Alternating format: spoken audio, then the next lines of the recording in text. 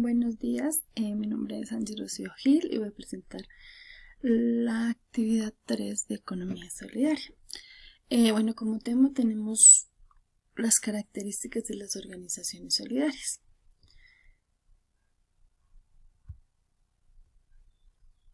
Organizaciones de economía solidaria. Entonces, entre estas encontramos varias que a continuación voy a hacer la descripción.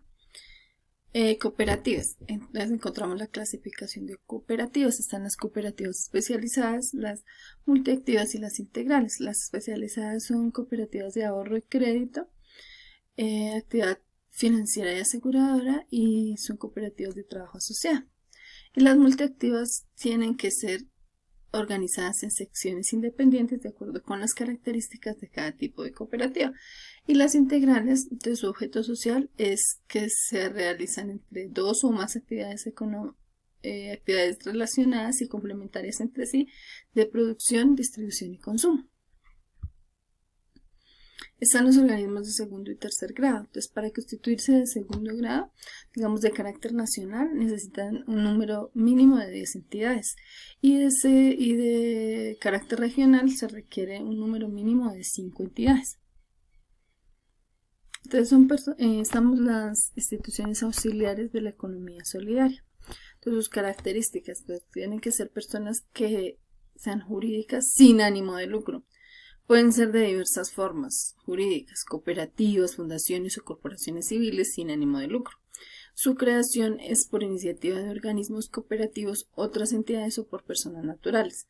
Limitarán su objeto social a una sola línea de actividad o áreas afines.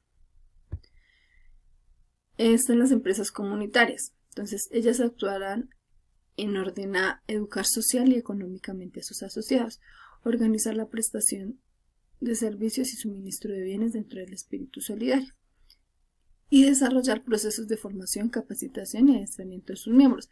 Entre sus características se identifican con la razón social, la empresa comunitaria. La responsabilidad social se limita a sus aportes y la responsabilidad civil de la empresa frente a terceros comprende la totalidad del patrimonio social. Están las empresas solidarias de salud. Entonces, estas sus características. Entonces, tiene que constituirse como una cooperativa o como una empresa mutualista. El patrimonio y el número de asociados es variable y limitado. Sus fundadores deben realizar previamente el curso básico de formación según la clase de empresa a constituir. Realizar constantemente actividades de educación solidaria y social y debe ser autosostenible. Están las precooperativas. Entonces, entre sus objetivos es educar social y económicamente a sus asociados, organizar la prestación de servicios y suministro de bienes dentro del espíritu solidario, desarrollar procesos de formación, capacitación y adiestramiento de sus bienes, adelantar efectivamente los procesos evolutivos hacia la formación de la cooperativa plena. Entre sus características, entonces, son entidades eminentemente transitorias que deben evolucionar hacia cooperativa plena de un plazo de 5 años prorrogable. Pueden ser promovidas por otras entidades, las cuales las asesora técnica, administrativa y económicamente, y pueden participar de su administración. Fondos de empleados. Entonces, entre esta encontramos las siguientes características. Se integran básicamente con trabajadores asalariados, la asociación y retiro son voluntarios, se garantiza la igualdad de los derechos de la participación y decisión de los asociados sin considerar sus aportes, y prestan servicios en beneficio de sus asociados. Estas establecen la irrepartibilidad de las reservas sociales y en caso de liquidación la del remanente patrimonial. Los excedentes se destinan a la prestación de servicios de carácter social y al crecimiento de sus reservas y fondos. Se constituyen con duración indefinida y fomentan la solidaridad y los lazos de compañerismo entre los asociados. Están las asociaciones mutualistas. El mutualismo es un sistema solidario de servicios mutuos, fundado en la asociación voluntaria de personas que se unen con objetivos comunes de ayuda recíproca. Son personas jurídicas de derecho privado sin ánimo de lucro, constituidas democráticamente por personas naturales, inspiradas en la solidaridad con el objeto de brindar ayuda recíproca frente a riesgos eventuales y satisfacer sus necesidades mediante la prestación de servicios de seguridad social.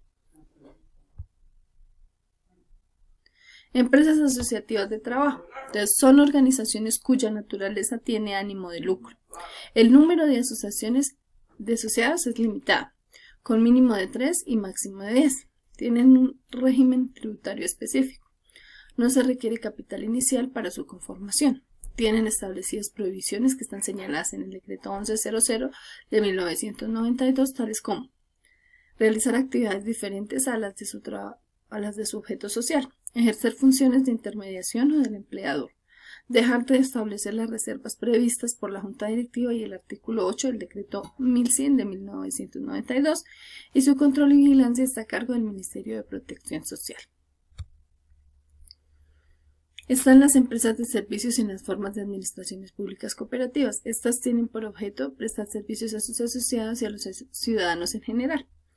Destinan sus excedentes a la prestación de servicios de carácter social y al crecimiento de sus reservas y fondos, sin perjuicio de amortizar los aportes y conservarlos en su valor real.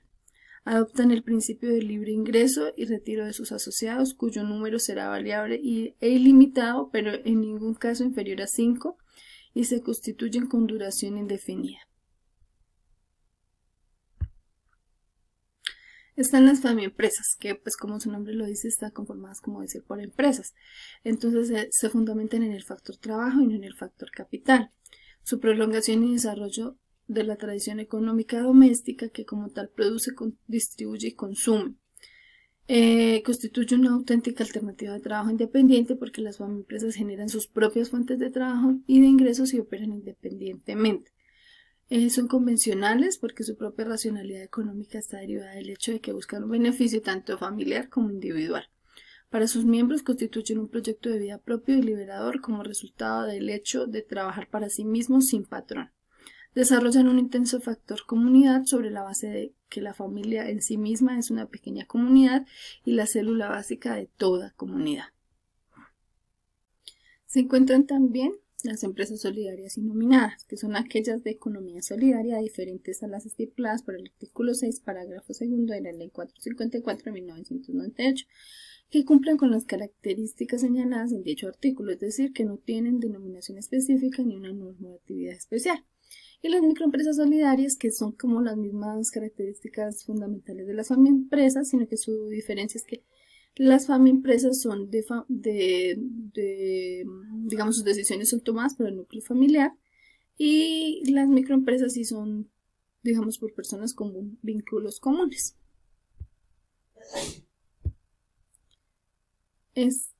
Similitudes y diferencias entre las cooperativas y las corporaciones. Entonces, el aspecto, digamos, las cooperativas, su finalidad es satisfacer las necesidades de los asociados. En las corporaciones es obtener utilidades para los accionistas. En las cooperativas la distribución de excedentes son según su participación en actividades. En las corporaciones según número de acciones. La gestión es, digamos, en las cooperativas es democrática, un asociado, un voto. En las corporaciones según acciones, más poder. Adhesión. En las cooperativas es voluntaria y abierta, en las corporaciones puede ser restringida y con fines de inversión. Destino de excedentes. En las cooperativas, fondos sociales, educación y desarrollo. En las corporaciones, reparto de dividendos o reinversión. Estructura legal y administrativa. En las cooperativas es órganos como asamblea y junta directiva. En las corporaciones es similar, pero entonces junta de accionistas y directivo. La naturaleza jurídica. En las cooperativas es persona jurídica sin fines de lucro y en las corporaciones persona jurídica con ánimo de lucro. La estructura empresarial y administrativa de las cooperativas y las organizaciones solidarias. Características y prohibiciones. Las normas que rigen el comportamiento y las limitaciones legales de las cooperativas y organizaciones solidarias. El asociado describe los derechos y deberes y el papel activo que deben desempeñar los miembros dentro de la organización. La estructura administrativa son los órganos de dirección y administración como la Asamblea General y el Consejo de Administración, que son esenciales para la toma de decisiones y la gestión operativa. Y los órganos de vigilancia y control fiscal, su función es la función de las entidades como la Junta de Vigilancia y el Revisor Fiscal, que son encargados de supervisar y garantizar la transparencia y legalidad en las operaciones. Los comités, entonces, presentan los diferentes comités especializados como los comités de educación o de crédito, y su importancia en el cumplimiento de objetivos específicos. Y los servicios de las organizaciones solidarias. Entonces existen diversos servicios que estas entidades ofrecen, como digamos a sus asociados y a la comunidad, destacando un papel en el desarrollo social y económico.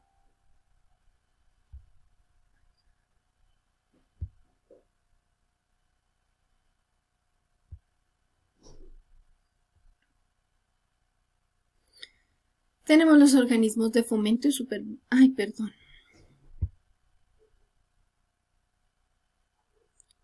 Tenemos los organismos de fomento y supervisión de la economía solidaria. Está el organismo DAN Social, la Supersolidaria, FONES y CONES. Entonces, el DAN Social es el Departamento Administrativo Nacional de la Economía Solidaria, entidad pública creada para liderar la política de economía solidaria. Su función principal es diseñar e implementar políticas y programas de apoyo al sector solidario, y su objetivo general es impulsar la creación y fortalecimiento de organizaciones solidarias como alternativa de desarrollo. La Supersolidaria, que es la Superintendencia de la Economía Solidaria, es un organismo descentralizado adscrito al Ministerio de Hacienda. Su función principal es la inspección y vigilancia y control de cooperativas, de fondos de empleados y asociaciones múltiples. Y su objetivo es garantizar la legalidad, transparencia y solidez financiera del sector solidario. Está el FONES, Fondo de Fomento de la Economía Solidaria, fondo con personería jurídica y patrimonio propio. Sus funciones principales: financiar proyectos y programas del sector solidario. Objetivo general: apoyar financieramente a la acción e impacto social. Y está el CONES, que es el Consejo Nacional de la Economía Solidaria, que es un órgano colegiado, asesor y consultivo. Sus funciones principales es formular y proponer políticas y estrategias para el desarrollo del sector solidario y coordinar esfuerzos entre el Estado y el sector solidario para impulsar su desarrollo integral. Ese sería el objetivo general. Muchas gracias.